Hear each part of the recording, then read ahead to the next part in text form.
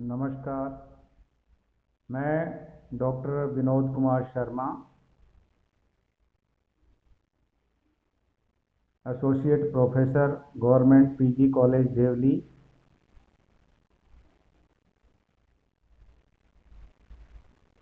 मैं आज आपको बीकॉम पार्ट 3 का जो प्रश्न पत्र फर्स्ट है, विपणन के सिद्धांत, यह महर्षि विश्वविद्यालय द्वारा निर्धारित पाठ्यक्रम में है।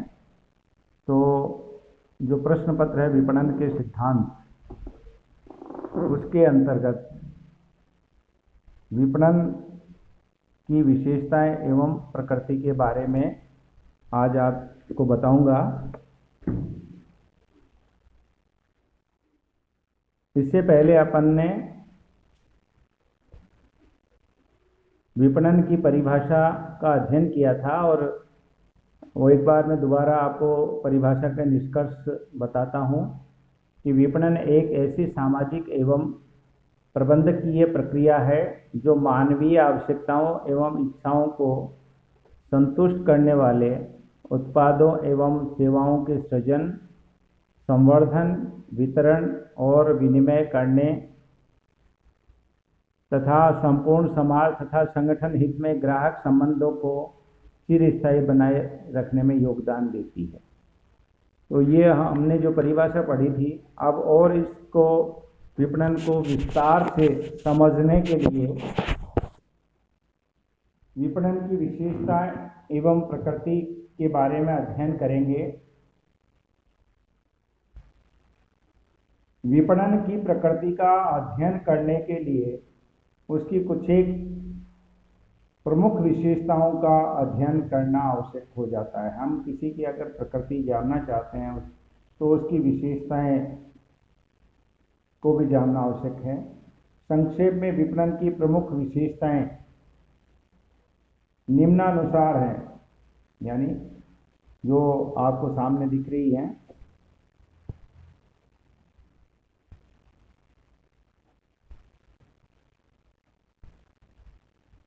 पहली विशेषता है एक मानवीय क्रिया। विपणन क्रिया एक मानवीय क्रिया है। यह मनुष्यों द्वारा मनुष्यों के लिए संपन्न की जाने वाली क्रिया है।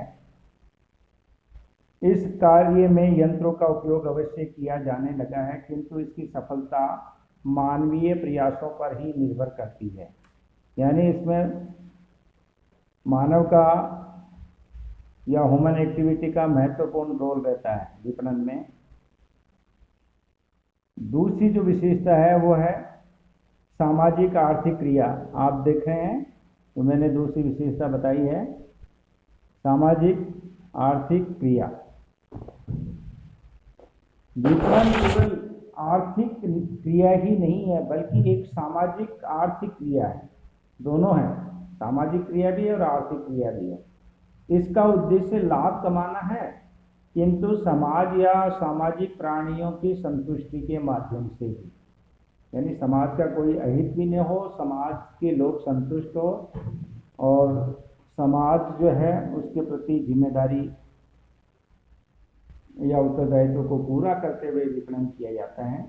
यह एक ऐसी क्रिया है जो समाज के लोगों द्वारा समाज के लिए की जाती है, किंतु इसके पीछे आर्थिक उद्देश्य भी होता है।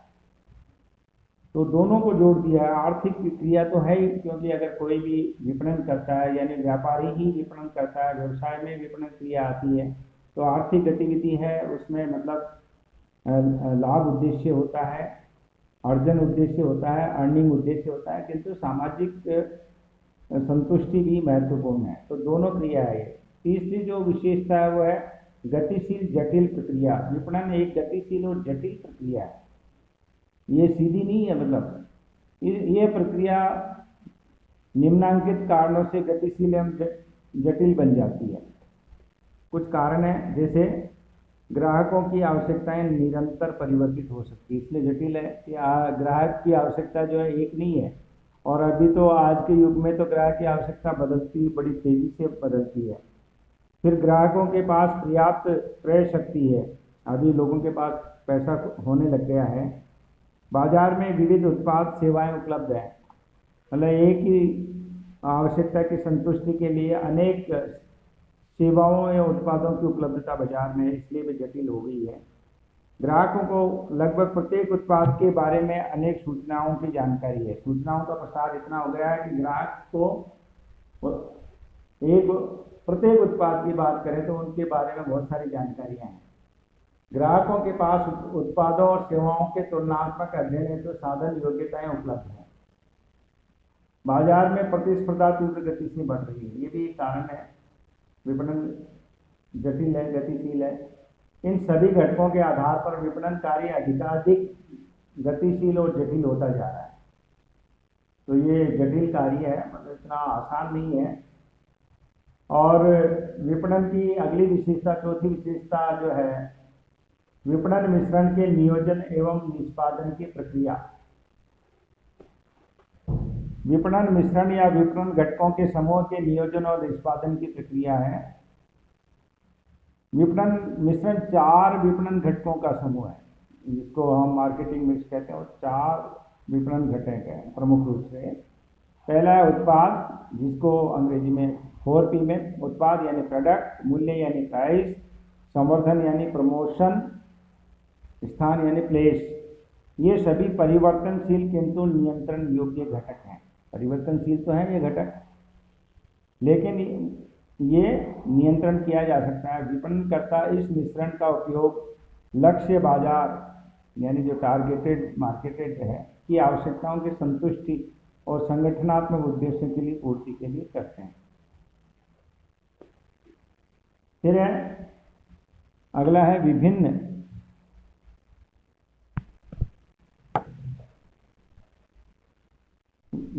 कार्यों की प्रक्रिया।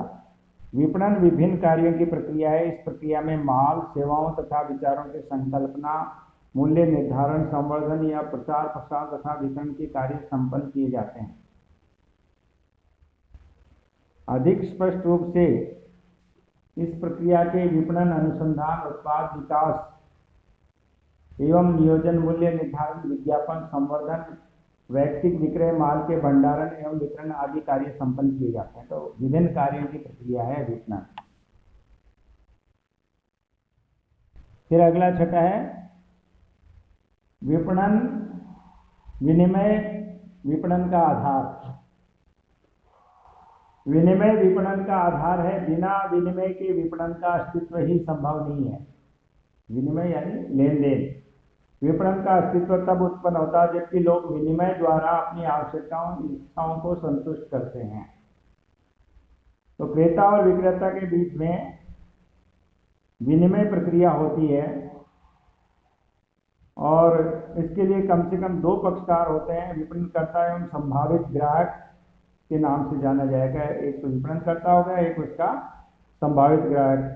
ऐसे पक्षकार के पास कोई मूल्यवान उत्पाद या सेवा होनी चाहिए जिसको दूसरे पक्षकार को आवश्यकता हो। तीसरी जो विनिमय में बात आती है, प्रत्येक पक्षकार संदेशों के आदान प्रदान करने एवं सुपुर्दगी देने में सक्षम होना चाहिए। प्रत्येक पक्षकार दूसरे पक्षकार के प्रस्ताव को स्वीकार करने या निरस्त करने के लिए स्वतंत्र होना चाहिए और प्रत्येक पक्षकार यह मानता हो कि दूसरे पक्षकार के पास लेन देन करना उपयुक्त या उचित है। तो इस तरह से एक तरफ विपणनकर्ता होता है, एक तरफ क्रेता होता है, उसके पास विपणनकर्ता के पास जो है मूल्यवान वस्तु होती है, क्रेता स्वीकृति देता है, फिर वस्तुओं की आपूर्ति होती है और मूल्य का भुगतान होता है। ये प्रक्रिया चलती है। फिर 7वां जो पॉइंट है वो है निश्चित विषय वस्तु। विपणन प्रक्रिया किसी निश्चित विषय वस्तु के विपणन हेतु संपन्न की जाती है। अतः विपणन के लिए निश्चित विषय वस्तु का होना परम आवश्यक है। विपणन शास्त्र में इस विषय वस्तु को सामान्यतः उत्पाद के नाम से जाना जाता है। उत्पाद कोई भी ऐसी चीज है जिसका किसी आवश्यकता या इच्छा की संतुष्टि के लिए बाजार में क्रय विक्रय किया जाता है। उत्पाद में भौतिक उत्पाद ही नहीं बल्कि सेवा, विचार सहित कई चीजें सम्मिलित होती हैं। कोटलर जो है वो ये क्या कहते हैं कि विपणन की ऐसी 10 विषय वस्तुओं का उल्लेख किया है जिसका मतलब उत्पाद के भी अलावा विपणन किया जा सकता है। फिर है निश्चित बाजार। अगली जो है वो है निश्चित बाजार। विपणन कार्य संपन्न करने के लिए एक निश्चित बाजार का होना आवश्यक है।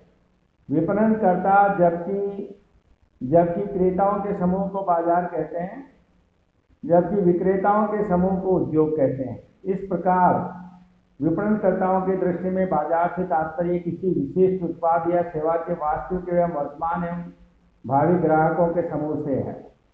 विपणनकर्ता अपने बाजार अर्थात ग्राहकों के समूह की आवश्यकताओं एवं इच्छाओं को समझने एवं उनके अनुसार उत्पाद एवं सेवाएं उपलब्ध कर उन्हें संतुष्ट करने का कार्य करते हैं। यदि वे ग्राहकों के संपूर्ण समूह की इच्छाओं एवं आवश्यकताओं को संतुष्ट करने में असमर्थता अनुभव करते हैं तो वे उस बाजार के एक भाग अर्थात ग्राहक के समूह में से एक लक्ष्य समूह का चयन कर उनकी आवश्यकताओं की संतुष्टि करने का प्रयास करते हैं। यानी एक ग्रुप को ले लेते हैं जो एक समान प्रकार की आवश्यकता रखते हैं और उसको लक्ष्य समूह बना के उनकी आवश्यकताओं की पूर्ति करने का वो प्रयास करते हैं। वे उनके लिए ही उत्पादों सेवाओं का सृजन करते हैं तथा अन्य विपणन कार्य कर ग्राहकों से संतोषजनक संबंधों का निर्माण करते हैं।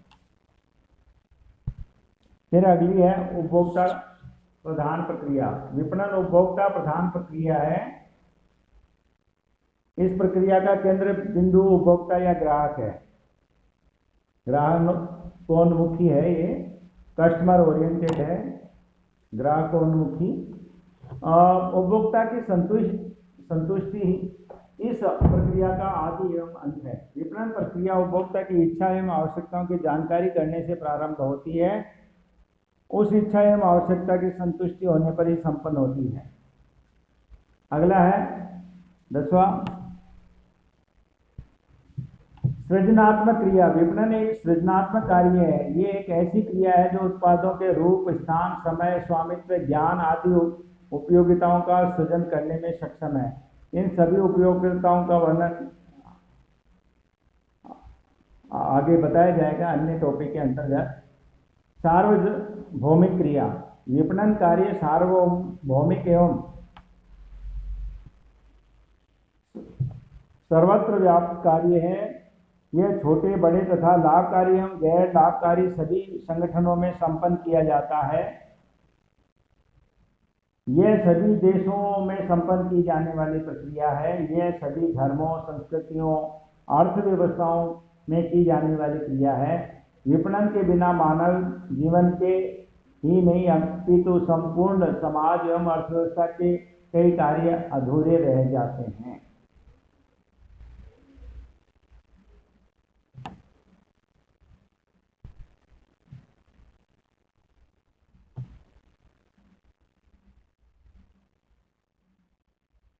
फिर है विपणन का नियमन। विपणन कार्य का विधिवत नियमन किया जाता है। देश में अनेक कानून हैं जो विपणन कार्य का नियमन करते हैं। उपभोक्ता संरक्षण अधिनियम उसी से संबंधित है। माप तोल अधिनियम, संग्रहण एवं काला बाजार निरोधक अधिनियम, माल विक्रय अधिनियम इत्यादि ऐसे ही प्रमुख अधिनियम है जो विपणन कार्यों को नियमित करते हैं, नियमन करते हैं, उनको रेगुलेट करते हैं। अगला है गतिशील वातावरण। विपणन कार्य गतिशील वातावरण में संपन्न किया जाता है क्योंकि वातावरण परिवर्तनशील होता है और कई घटक जैसे आर्थिक, राजनीतिक, सामाजिक, नैतिक एवं धार्मिक, वैधानिक, तकनीकी घटक इसमें प्रमुख हैं, तो ये बदलते रहते हैं। अगला जो है वो विशेषता वो है प्रणाली तंत्र। विपणन कार्य अपने आप में एक संपूर्ण प्रणाली है। स्टैंटन के अनुसार विपणन उन समस्त आपसी प्रभावकारी व्यावसायिक क्रियाओं की संपूर्ण प्रणाली है जो विद्यमान या भावी ग्राहकों की आवश्यकताओं की संतुष्टि करने वाली वस्तुओं या सेवाओं का नियोजन करने, उनका मूल्य निर्धारण करने, उनका प्रचार प्रसार करने के लिए की जाती है। एक सिस्टम है, एक प्रणाली है। अगला है अंतर विषयक विचारधारा। विपणन अंतर विषयक विचारधारा है। इसके अध्ययन एवं व्यवहार में अर्थशास्त्र, समाजशास्त्र, मानव विज्ञान, विज्ञान शास्त्र, मनोविज्ञान शास्त्र सभी ज्ञान परम आवश्यक हैं। अन्य शब्दों में विपणन को आर्थिक, सामाजिक, सांस्कृतिक, धार्मिक, राजनीतिक आदि सभी संस्थाएं प्रभावित करती है। फिर है कला तथा विज्ञान। विपणन कला एवं विज्ञान दोनों का मिश्रण है। विपणन विज्ञान है क्योंकि विपणन के कुछ निश्चित सिद्धांत हैं जिनको पर्याप्त शोध के आधार पर स्थापित किया गया है, किंतु इन सिद्धांतों का उपयोग करने के लिए चातुर्य की आवश्यकता पड़ती है। इस चातुर्य को अर्जित करने के लिए अभ्यास करना पड़ता है, इसलिए विपणन एक कला भी है। अगला है विपणन सूक्ष्म एवं व्यापक स्तरों पर विद्यमान है। मैकार्थी का कहना है कि विपणन सूक्ष्म और व्यापक दोनों स्तरों पर विद्यमान है। सूक्ष्म विपणन ग्राहक एवं विपणन संगठन दोनों पर विचार करता है। दूसरी ओर व्यापक विपणन में देश की संपूर्ण विपणन व्यवस्था के विस्तृत स्वरूप का अध्ययन सम्मिलित है, जो संपूर्ण समाज के आर्थिक कल्याण हेतु प्रयास करता है। और अगली जो विशेषता है वो है विपणन कार्य आवश्यकताओं का सृजन नहीं करता बल्कि मांग को प्रभावित करता है। विपणन के बारे में यह गलत अवधारणा है कि यह आवश्यकताओं का सृजन करता है, किंतु वास्तविकता यह है कि विपणन कार्य आवश्यकताओं का सृजन नहीं करता और नए सामाजिक प्रतिष्ठा हेतु आवश्यकताओं का सृजन ही करता है। वास्तव में लोग स्वयं अपनी आवश्यकताओं का सृजन करते हैं, किंतु व्यक्ति के भीतर आवश्यकता तब जन्म लेती है जब किसी आधारभूत उपयोगिता या संतुष्टि प्रदान करने वाले उत्पाद और सेवाओं की कमी महसूस करता है। विपणन की भूमिका तब प्रारंभ होती है जब आवश्यकता विद्यमान होती है। विपणनकर्ता ग्राहकों की आवश्यकता की संतुष्टि हेतु भी उत्पादों का सृजन तथा संवर्धन करते हैं। वास्तव में वे ग्राहकों की आवश्यकताओं की पहचान कर उनका निर्धारण करते हैं। इस प्रकार हम कह सकते हैं कि विपणन कार्य आवश्यकताओं का सृजन नहीं कर सकता। तो ये जो है कुल मिला के हमने जो ये विशेषताएं हैं वो विपणन के बारे में समझी है, और इससे हम इन विशेषताओं से हम विपणन की प्रकृति को और विपणन विषय को और अच्छे से समझ सकते हैं। धन्यवाद।